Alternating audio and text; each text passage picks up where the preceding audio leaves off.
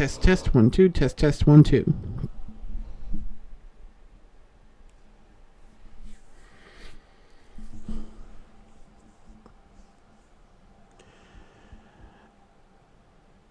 So my roommate called me, and then when I was gone, I had some technical issues, and I had to restart the stream.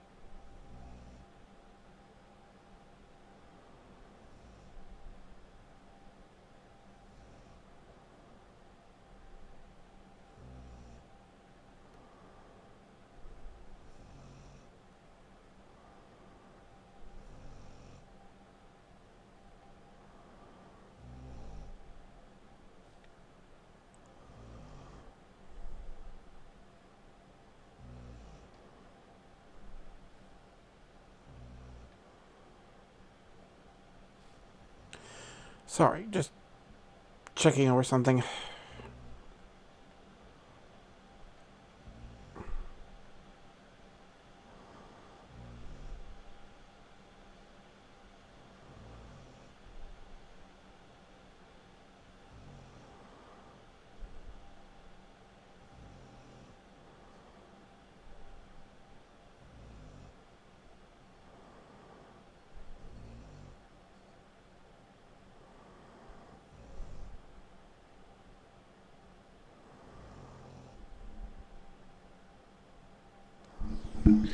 From the Latin word with me.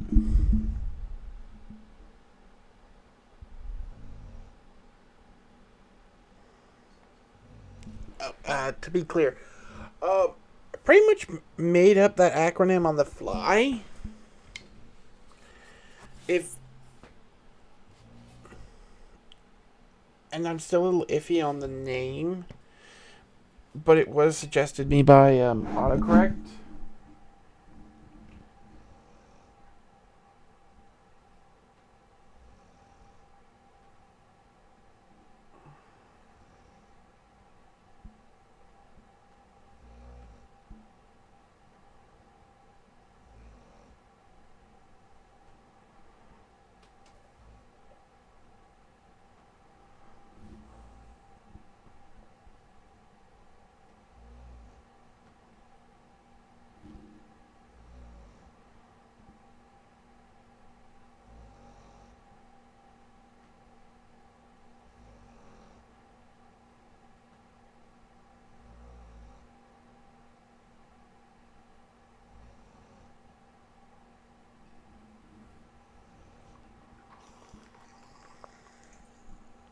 But I kind of like it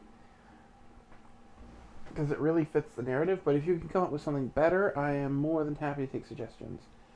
For those of you who are joining us, we are working on a prototype story based off of YouTube series like Grands and Home Animations. We have had a few technical issues, and I had to restart the stream, so we're not starting over. It's just a continuation. But yeah, I'm likely going to finish this up, upload both streams to YouTube afterwards, and maybe cut that last bit out because it was just like 10 or 12 minutes of me chasing around a cat in the background. before the stream cut off. Anyways, back to the story.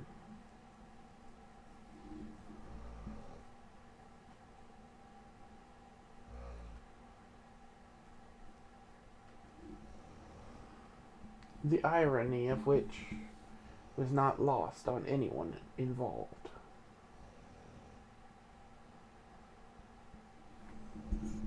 This was most likely the biggest political clusterfuck of an operation that had ever been attempted. But managing to get 2/3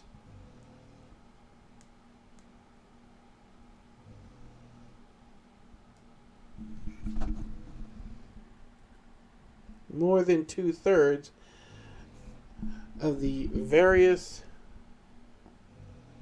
world governments to agree on a name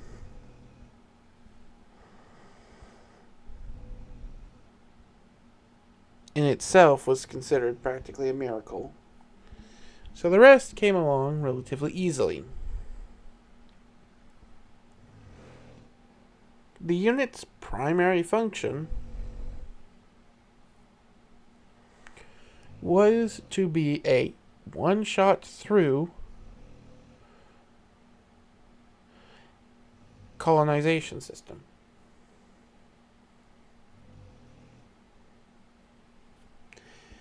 Basically, the most resourceful and durable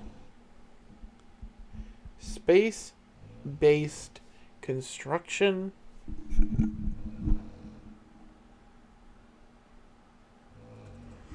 multi-environment construction monster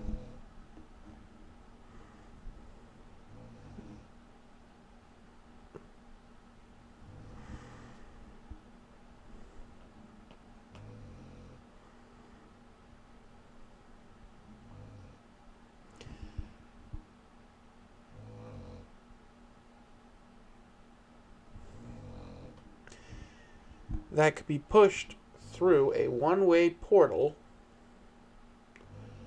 onto the surface of whatever planet they wished to begin colonization on.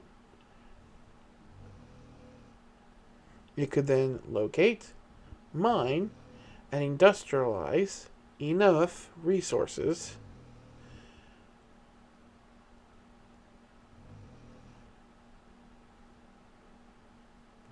along with the occasional drop-off of resources from Earth to establish a second gateway. Thus,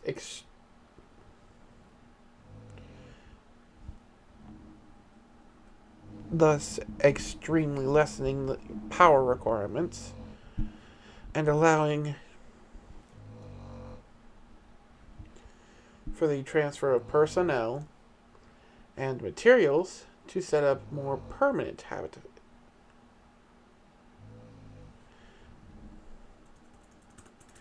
habitation, along with various industrializations needed.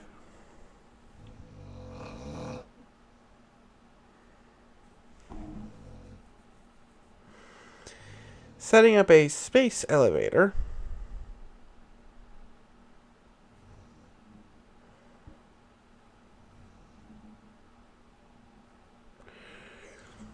from Earth would have been hard enough, but was made all the more possible if it could, say,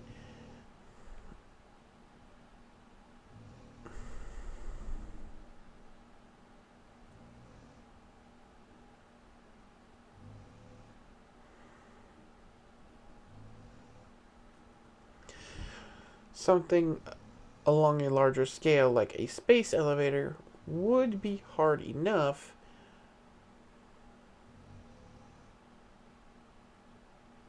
if they were functioning just from their home world.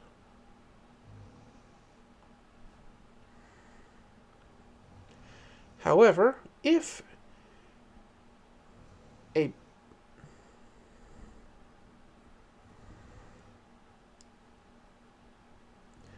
The required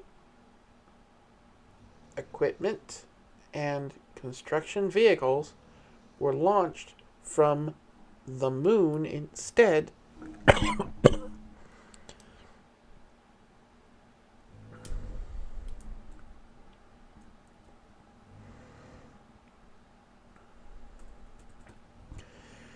Launching the needed materials to establish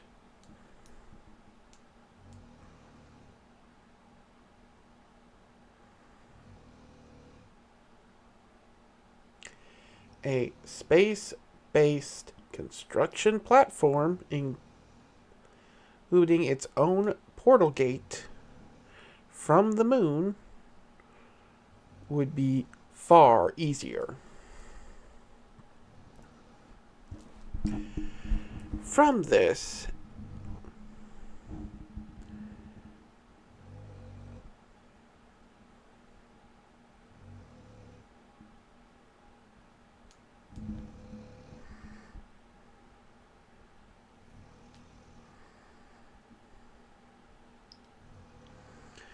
materials could be mined and refined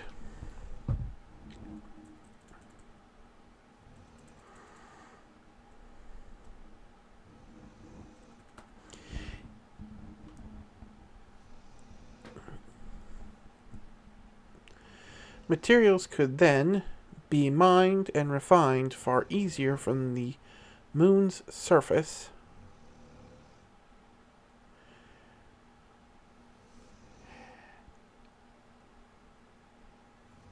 along with more complex components from Earth that could then be sent through the portal gates to the construction station, thus beginning the construction of the before mentioned space elevator, as well as setting up the infrastructure for more larger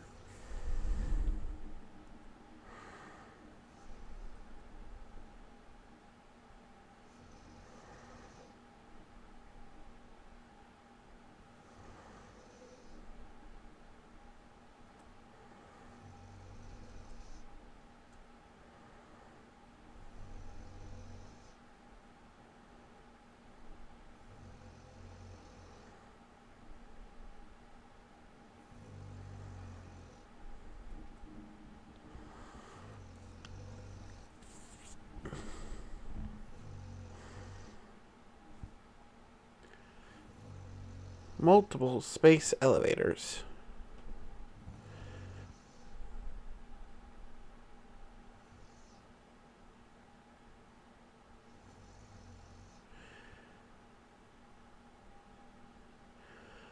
Multiple space elevators, as well as later on, larger spacecraft.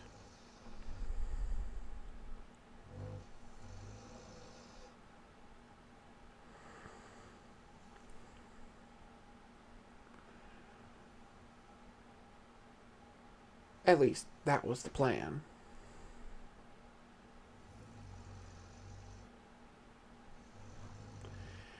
It was all based around getting a basic portal gate established on whatever world.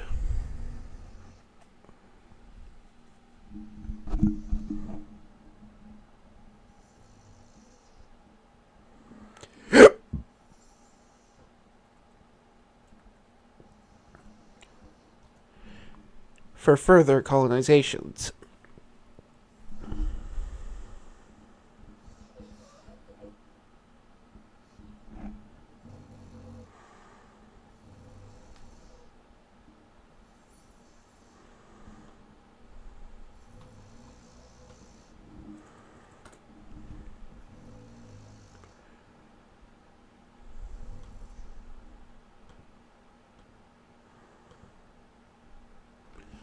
However, this all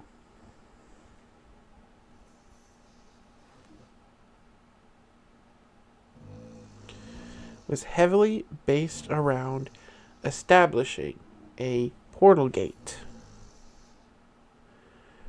first.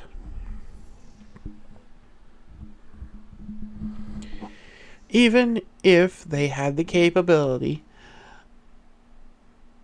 of assembling a space elevator in orbit before lowering it to the ground. An anchor point needed to be constructed. And even once the elevators were in place,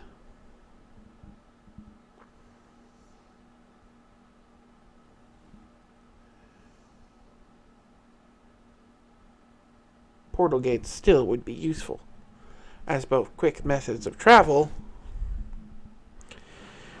and in emergencies. Needless to say, there would always be a need to put something that could survive whatever atmosphere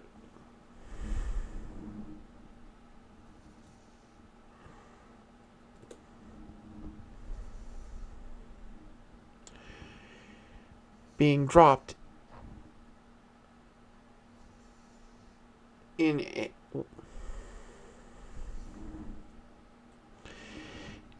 harsh environments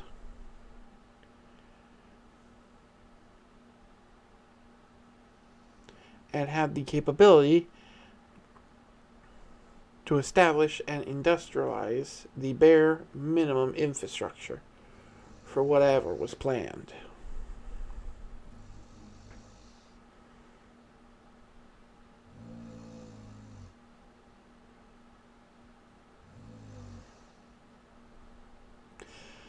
However, before it could complete its maiden mission,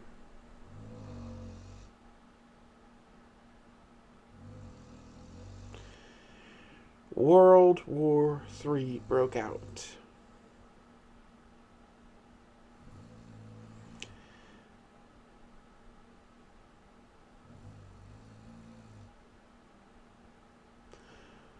Also known as the First War of the Worlds.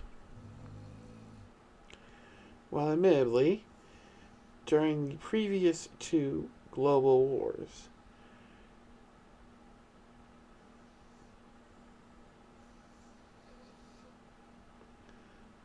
fighting did break out from both extra-dimensional beings on their world and a few of their own crossing over to said extra-dimensional planes as well. But it was never truly a war of two worlds. The demonic realm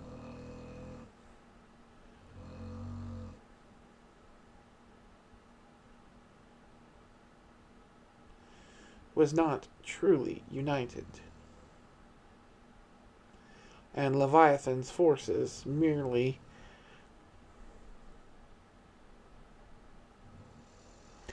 equaled an incredibly large and powerful nation equivalent to the U.S.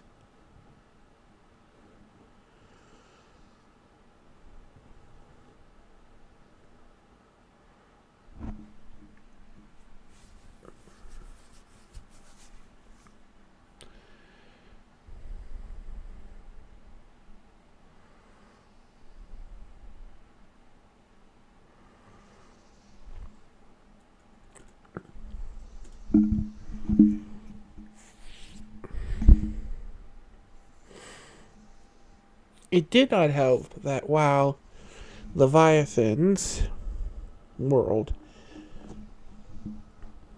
held the advantage in terms of magical firepower,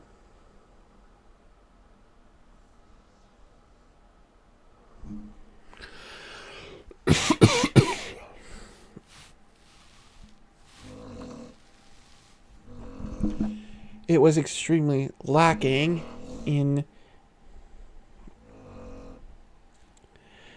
technological advancements.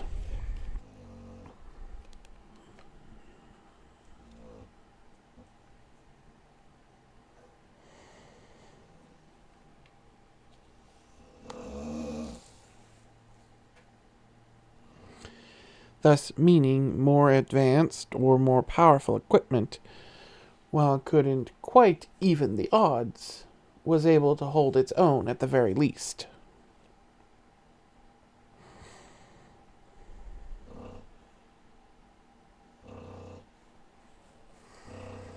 Later, technological advancements, using what they learned worked and didn't work throughout the war, further bridged that gap.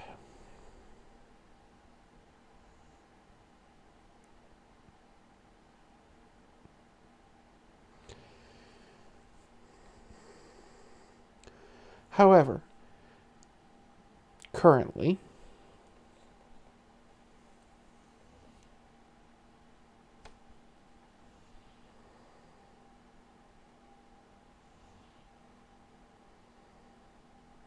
the various nations found themselves at war with a new threat.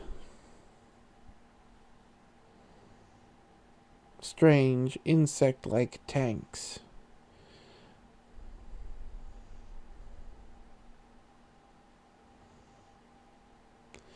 That either grew more powerful or multiplied by consuming the resources around them.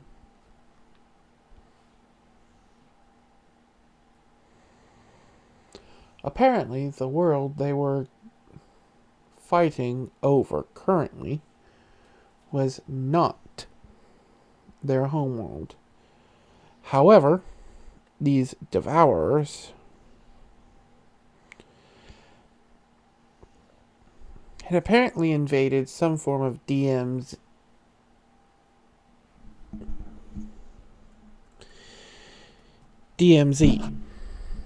for multiple magical and technological worlds.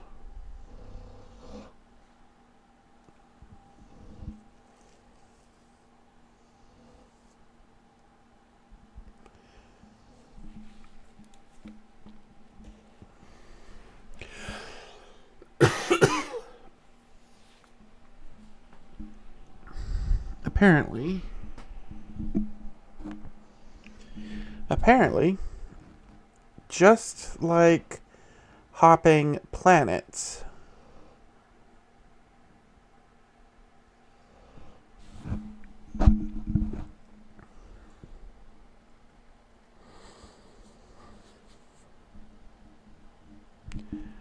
how they would have to hop planets in order to extend their reach due to the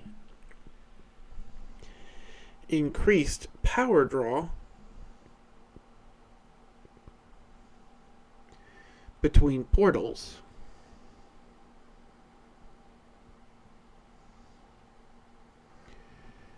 So, two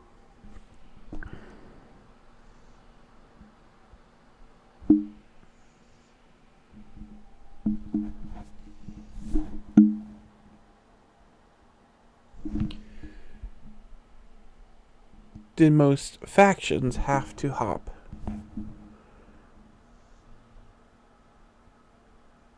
worlds. Traveling between one world to the other, especially if they are your neighbor, wasn't that hard. Once you figured out the tech and principles, or magic in some worlds' cases. So long as you could provide the power, it wasn't that hard. Jumping to the next world over, however, was astronomically more expensive.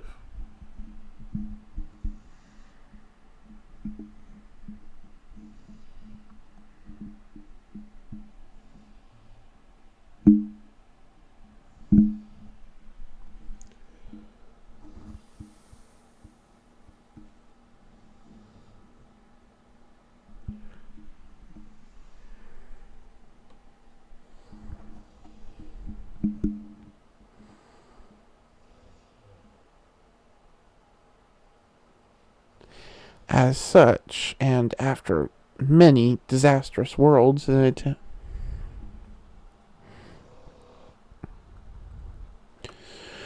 wars to attempt to conquer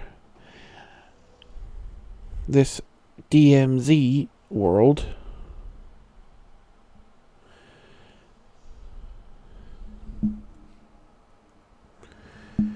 Crossroads-like world. It had, more or less, been designated a DMZ zone.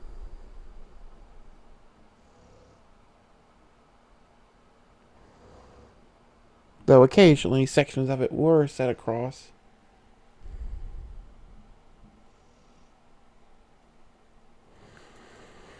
Aside for the various neighboring worlds to fight, so they did not damage their own worlds.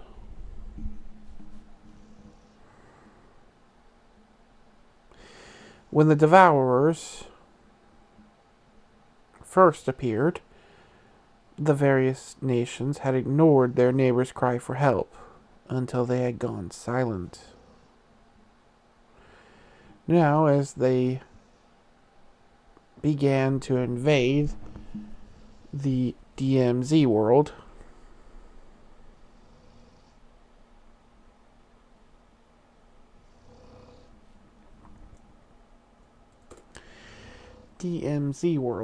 they can only assume that they have devoured.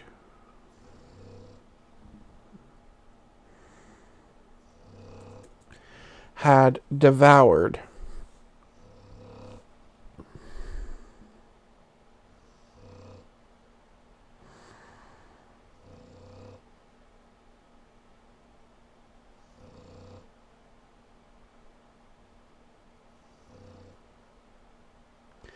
them and was looking to conquer this world next. And since it had no large spanning nations, except for small colonies and kingdoms of refugees, outlaws,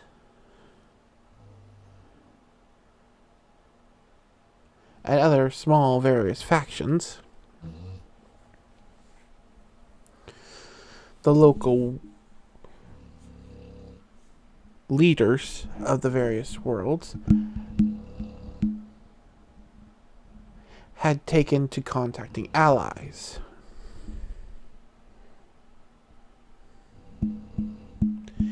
And rallying their forces as well as whatever they could acquire from the locals to stand against them. Unfortunately, this demilitarized world happened to be able to connect to their own. And they had been contacted by this alliance. Quickly,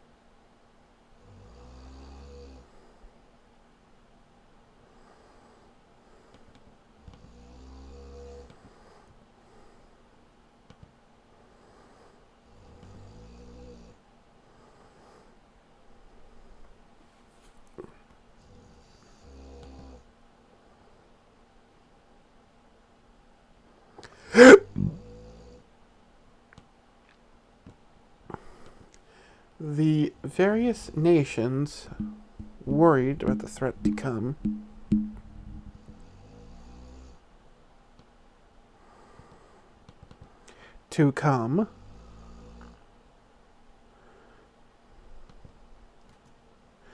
quickly retrofitted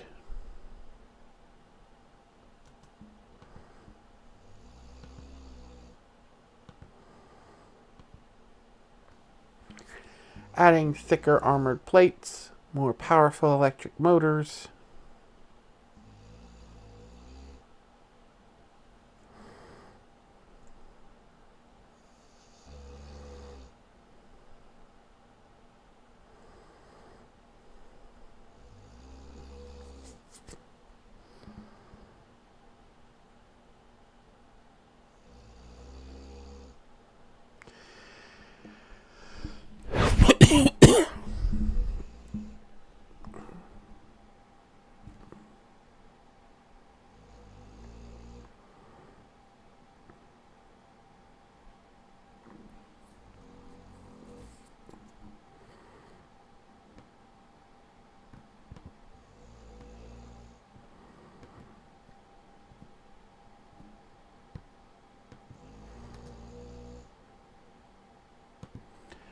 As well as attaching several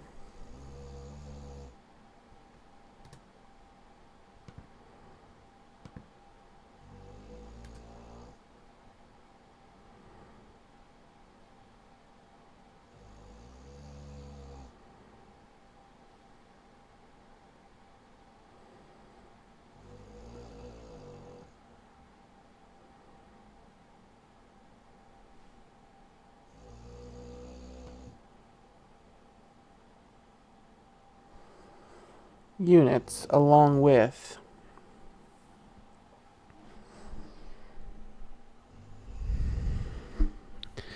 updating multiple onboard schematics for its various drones for combat.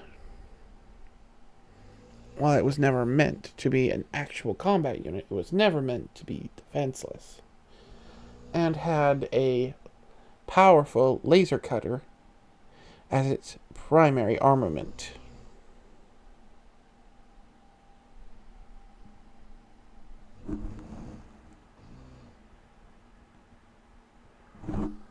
This was sent over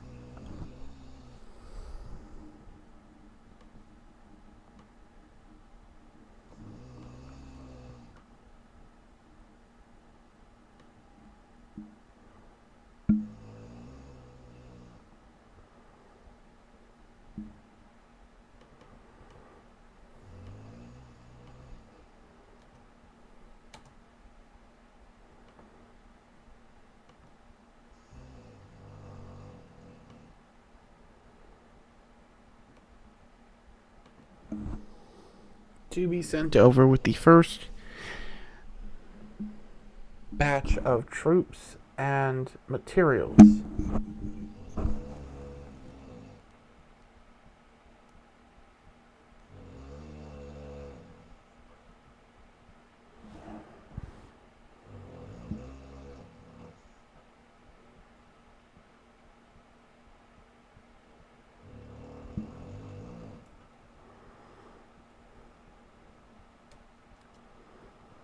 Once more pausing the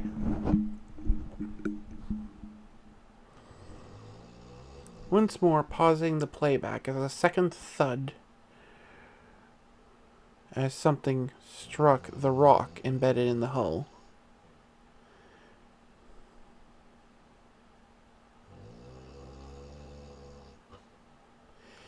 The mobile surviving unit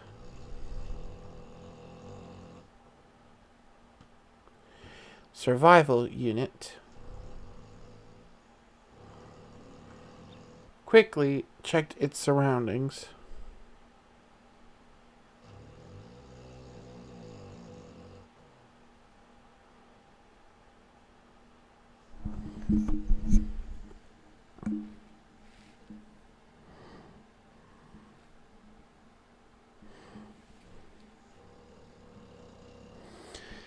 As it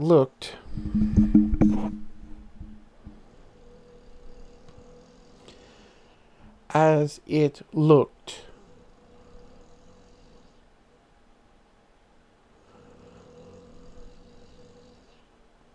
for a way to activate one of the 6 CIW suites.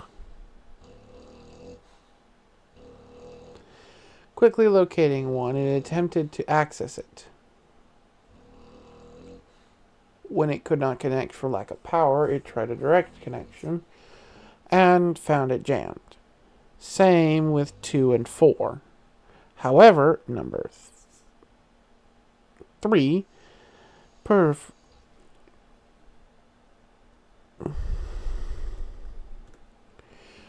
operational and allowed them to get the first glimpse of the outside world, only for it to immediately be shot at.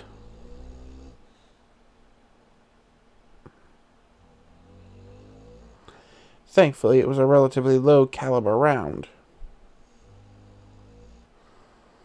and the turret's durable armor was able to deflect it.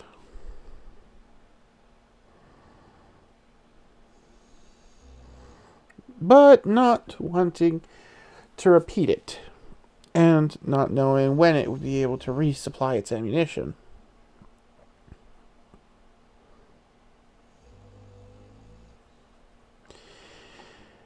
it fired a 10-round burst into the nearest combatant, a rusty hulk of a tank. Not of any alignment it was aware of, but then again, its database was only at 48%. 43%.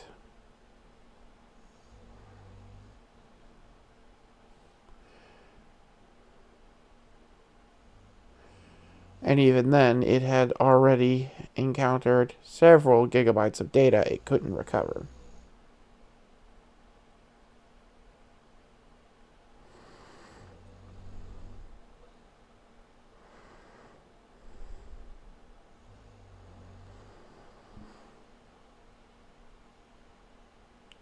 Its attempt at repairing its damaged memory was only at 48%, and it had already detected several gigabytes of data that were non-recoverable.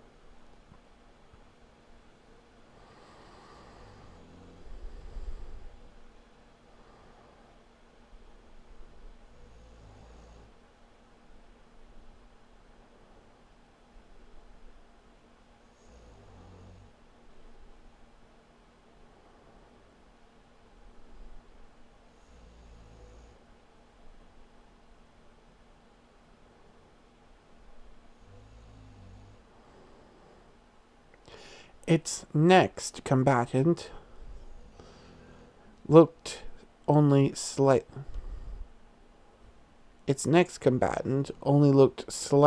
more deformed than its first, with a gun that was far too large for its turret and hull,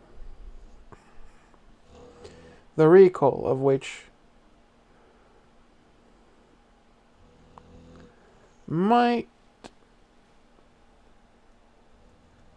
proved it might actually be able to get through its own damaged armor, if the recoil hadn't completely knocked the shot off and pushed it back slightly.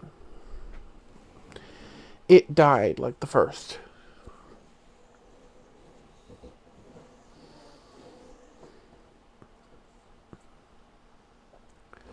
Not wanting to join its first two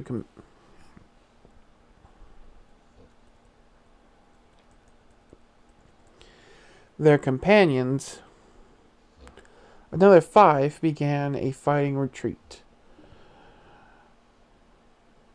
followed with several more taking a less orderly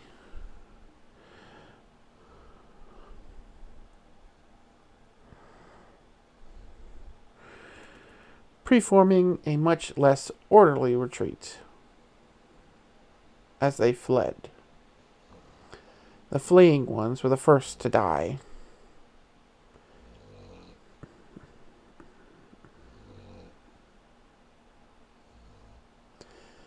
Followed by their still fighting comrades. The CIW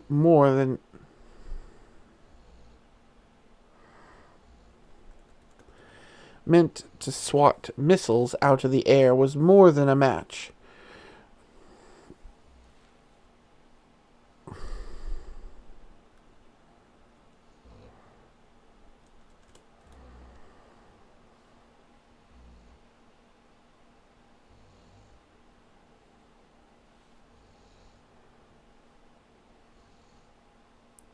various projectiles from the air was more than a match for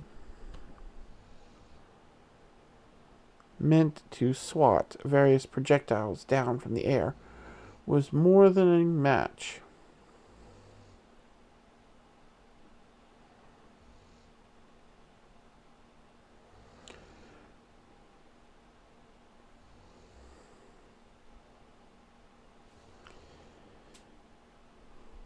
for a collection of mismatched spare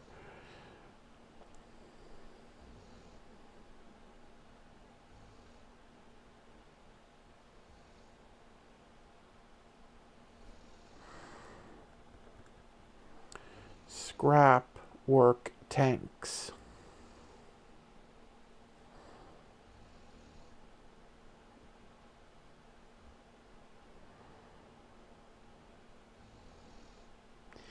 Believing the threat gone,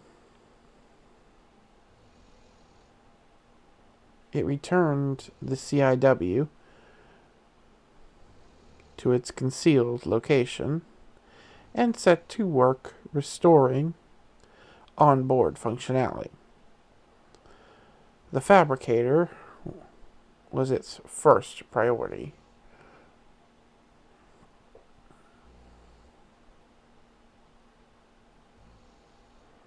That was until it noticed the reactor was missing. Since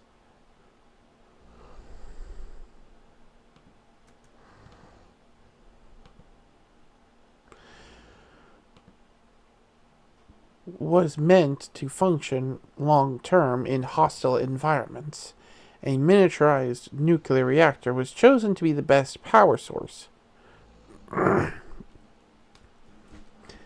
As anything short of extreme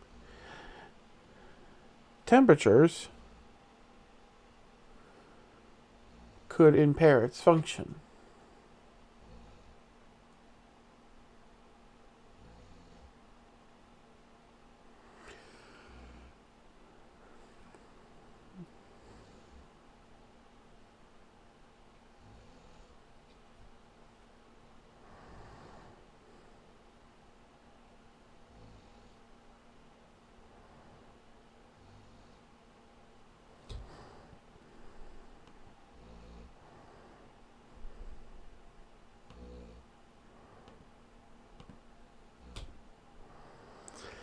Thankfully, a secondary solar array was included.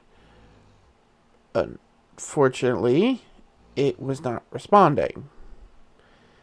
He'd have to go outside and deploy it manually.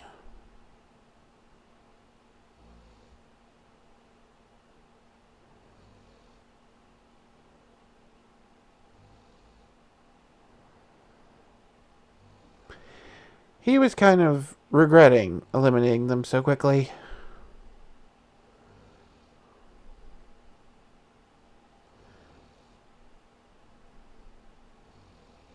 At least if they had managed to find a way inside, that would have also meant it could have gotten out as well. With the fabricator project temporarily delayed, it turned its attention to the least blocked hatch and set to work.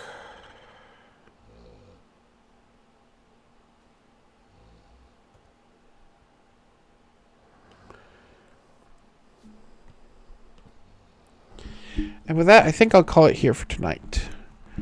I'm sorry about the various technical issues, and I hope you all enjoyed. Good night. Until next time, this is Wrecker, signing off.